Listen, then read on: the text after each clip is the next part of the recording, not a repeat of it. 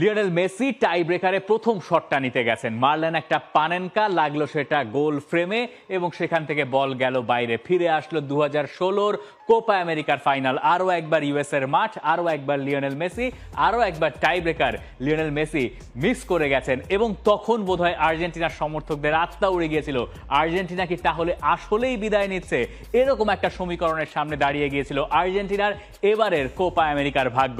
এই ইকুয়েডরের goalkeeper Alexander Dominguez তিনি Lionel মেসিকে জড়িয়েও নিয়েছিলেন, কারণ তিনিও বুঝতে পারছিলেন মেসির মনের অবস্থা এবং তিনিও আঁচ করতে পারছিলেন তার দলের সামনে এখন জয়ের সুবর্ণ সুযোগ আছে। কিন্তু দিন শেষে আর এই গোলকিপার নায়ক হয়ে যেতে পারেন নাই, কারণ অন্য পাশে আছেন এমন এক গোলকিপার যার নামের সঙ্গে আপনি দৈত্য শব্দটা লাগিয়ে দিতে পারেন। মেন্টালিটি মনস্টার এই শব্দটা মূলত ব্যবহার করেন সাবেক লিভারপুল কোচ ইয়র্গেন ক্লপ। এই শব্দটা খুব ভালো মতো ব্যবহার